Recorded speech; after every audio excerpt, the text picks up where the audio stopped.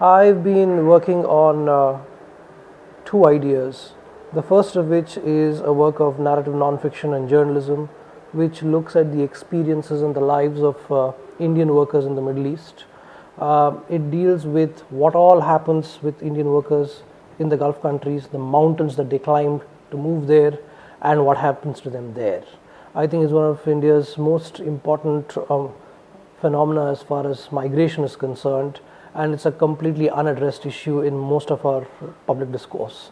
There are a set of stories that I plan out to do. This book will take the structure of something like 12 or 13 chapters, each one of which will be a story relating to a person or relating to an idea, which is a very important element of the aspect of Middle East migration from here. For example, in late 2009, there was a poor farmer from a town called Moradabad in Uttar Pradesh.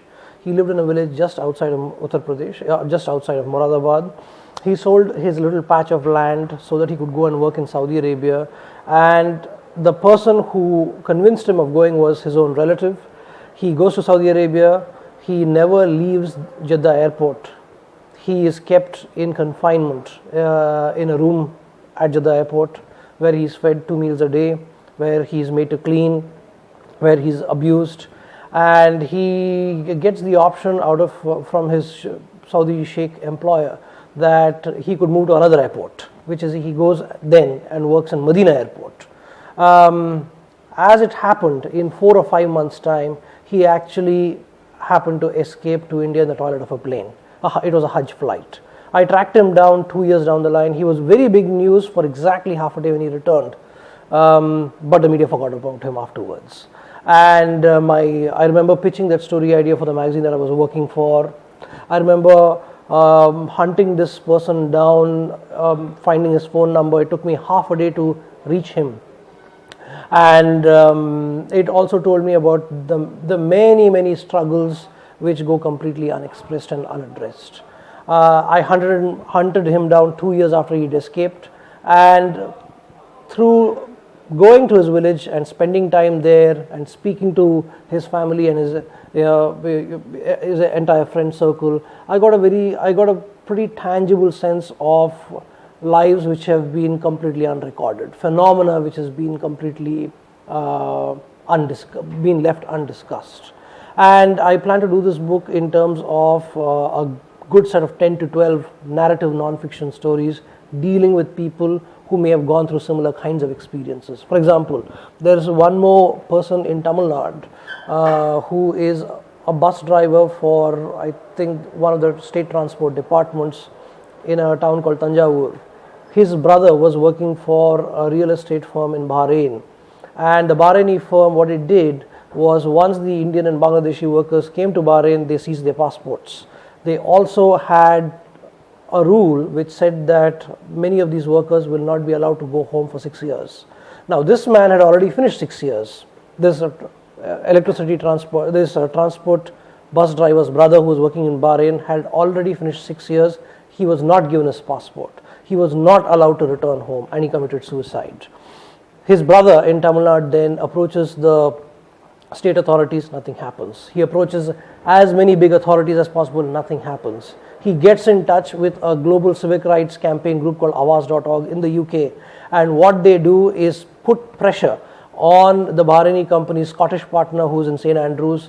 Once the Scottish partner comes to know about all this, he threatens to pull out of the business, and that is how the story got exposed, and that's how around 200 to 250 Indian and Bangladeshi workers who were in Bahrain got out of that country and came back to India. Huge story. It was only on 1 or 2 websites. It did not even enter the mainstream press. This is what we are talking about. The work that I aim to do on this subject, to a great extent, will be information imparting as far as such an important phenomenon is concerned. And it will at the same time look at very different aspects of the entire phenomenon, which is migration. Not all workers are victims. Why on earth is it? For example, one question which has really bothered me when I've been examining this subject is, most poor Indians who go to the Middle East are absolutely sure of the trouble that lies ahead of them, and they still go. They are not people who do not know about the human rights abuses in Saudi Arabia, Bahrain, Qatar, many of the other Middle Eastern countries. Despite that, they go. That's the question which I'm not been able to get a convincing answer of, and that forms one of the most important questions that the book will try to deal with. Each chapter will either look at a very important, say, journalistic story which went underreported or unreported, like the two ones that I've mentioned. Another aspect which will also look at, for example, socio-cultural and sociological changes which are happening, but it will do it in the form of a story or in the form of an essay. The intention of this book is very clear in that it is trying to reach out to a wide audience which is literate, which is intellectually aware and can handle reading about issues which are quite complex.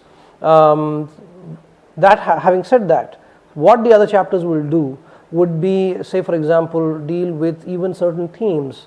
Why, for example, in the Middle East are Western employees treated much better than South Asian employees? What is the problem with Middle Eastern culture? What is the problem with the Arab sheikhs, in the sense that they would pay a person, pay a so-called white employee 20 times more than an Indian or a Pakistani professional who might be even more qualified than the other person. So this is another aspect which forms a very important element in India's interaction with the Middle East.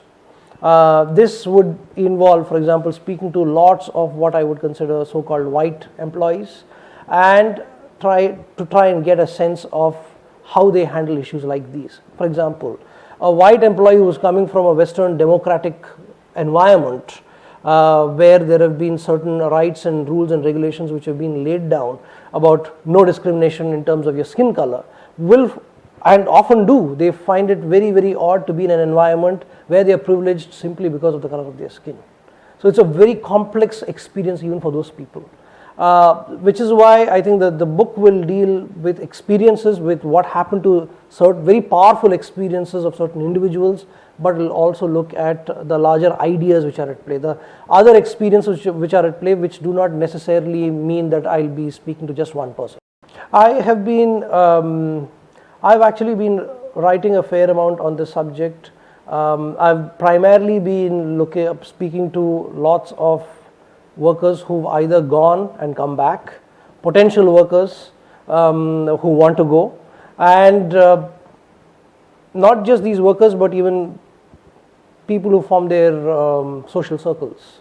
So for instance, in the course of my investigation, I discovered there's a place in New Delhi, a suburb in New Delhi called New Friends Colony, and inside New Friends Colony there is another area called Khizrabad, which is one of the great hubs for Middle Eastern migration. So that area itself becomes a very interesting story to talk about.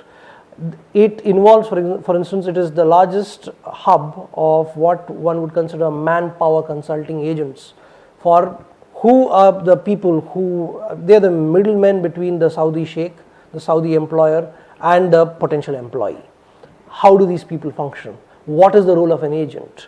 What are the things which they do not do?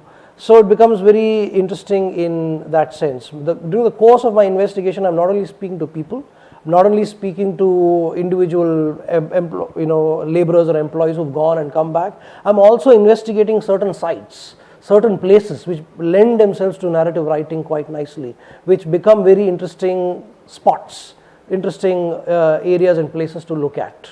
And what I've also been doing is I've been reading a lot on anthropology, sociology, ethnography, and bring in a lot of the rigor of these academic disciplines to the writing without sacrificing the fact that I'm going to be writing to a large wide audience.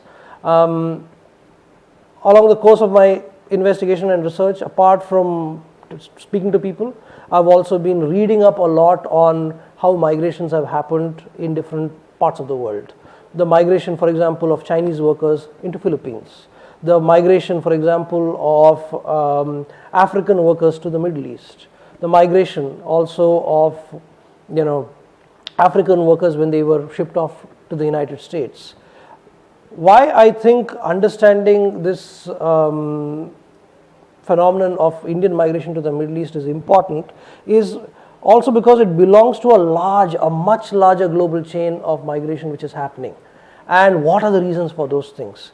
Very often it appears in many of the migrations which are happening in different parts of the world, there are telling similarities. Those similarities are what?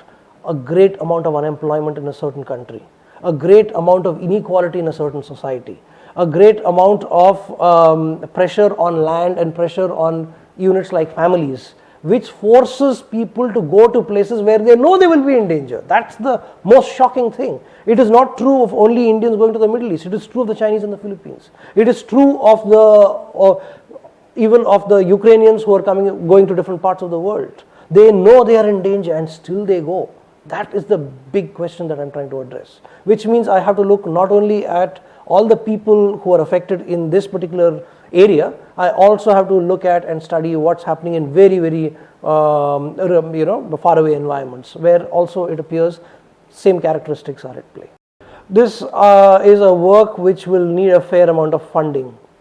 I expect to finish it by, I think, the middle of next year. At the same time, it's a work in progress. It requires a fair amount of encouragement for me in terms of funding so that I can go to different parts of the country and if possible even to the Middle East to find out what's happening and to get all the material for the book.